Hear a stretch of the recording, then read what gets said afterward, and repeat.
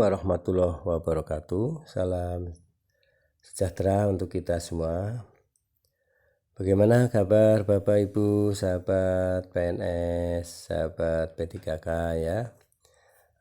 Kita sudah ikuti semuanya ya. Kita sudah syukuri semua bahwa Undang-Undang ASN ini sudah disahkan dan akan mengatur seperti apa ASN untuk tahun 2023 ini ya, dengan disahkannya Undang-Undang ASN 2023. Nah, ada informasi ya, di video kali ini saya sampaikan informasi mengenai keunggulan dan kekurangan Undang-Undang ASN 2023 yang pakai definite contribution untuk P3K ya, terutama untuk pensiunan.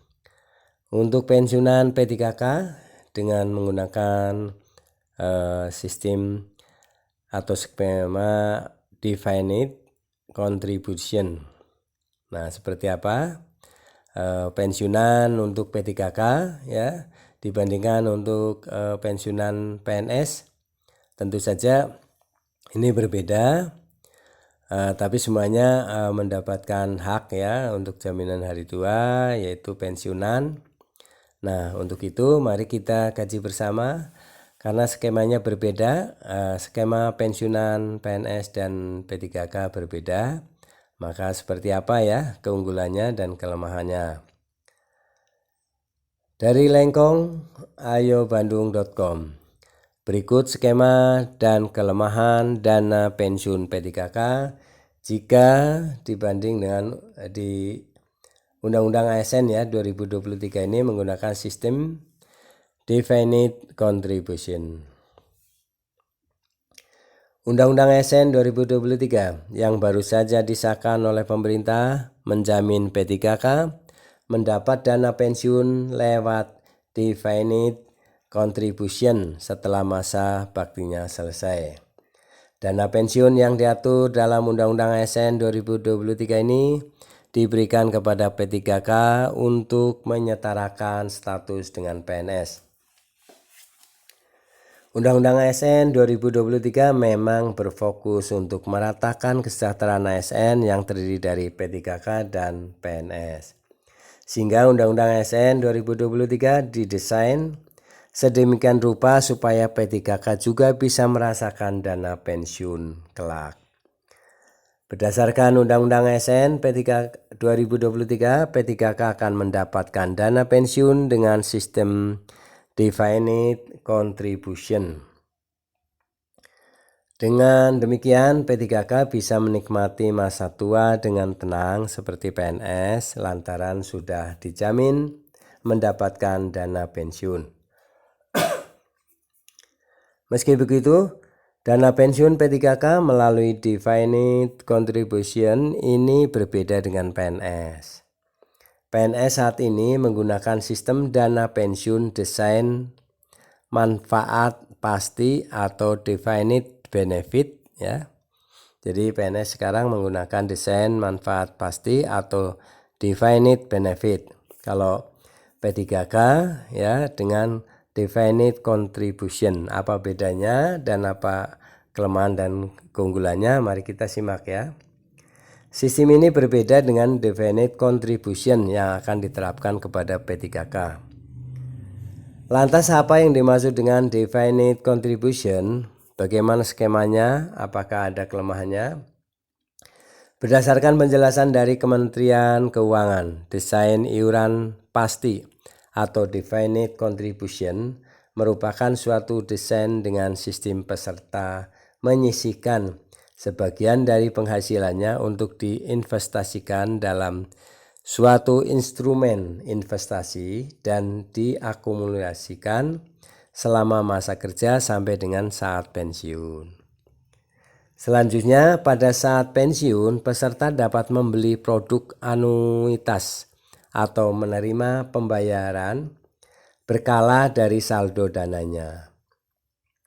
Manfaat yang diterima oleh peserta merupakan akumulasi kontribusi peserta selama kerja dan hasil investasinya. Di dalam skema ini biaya program lebih dapat terprediksi. Jadi bisa mudah diprediksi ya. Pembiayaan program dengan skema ini umumnya menggunakan metode full funding. Full funding ya, yaitu pembiayaan berdasarkan persentase akumulasi iuran peserta dan pemberi kerja. Program pensiunan dengan desain iuran pasti memiliki beberapa kelemahan.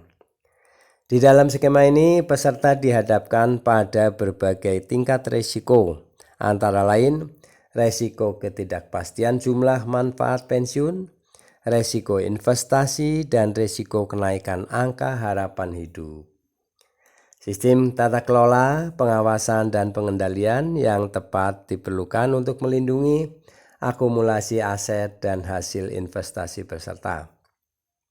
Skema program dana pensiun definite contribution P3K. Desain ini meliputi 20% definite contribution berdasarkan gaji pokok untuk P3K yang sudah ada sampai dengan batas usia pensiun.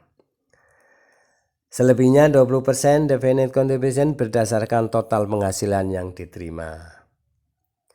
Adapun di dalam skema ini dibuat indeks penghasilan dan menggunakan batas usia pensiun sesuai Undang-Undang ASN. Berdasarkan Undang-Undang ASN, batas usia pensiun PNS dan P3K saat ini adalah 58 tahun. Penentuan batas usia pensiun menjadi hal yang penting untuk diperhatikan oleh para ASN. Sebab batas usia pensiun yang wajar diperlukan untuk mengendalikan biaya program dan tingkat iuran, memastikan pembiayaan program akan terus berlangsung dalam waktu yang mengendalikan tingkat dependensi rasio. Ya, ini ya. Ini gambaran ya Bapak Ibu, sahabat P3K, sahabat PNS ya.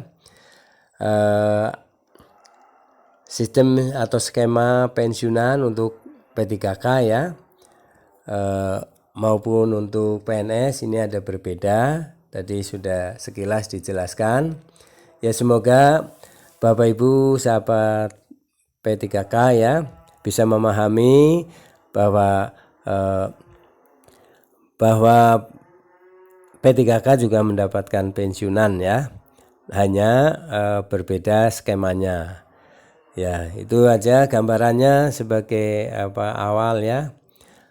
Nanti kita kaji bersama lebih mendetail. Untuk itu jangan lupa ikuti terus ya channel Pleno Berbagi, channel up to date Mas Guru untuk mendapatkan informasi-informasi selengkapnya. Silakan dukung dengan cara subscribe, like, isi komentarnya, dan share video ini ke rekan-rekan grup lainnya. Terima kasih atas perhatiannya. Mohon maaf apabila ada kesalahan dalam penyampaian. Sampai jumpa kembali. Assalamualaikum warahmatullahi wabarakatuh.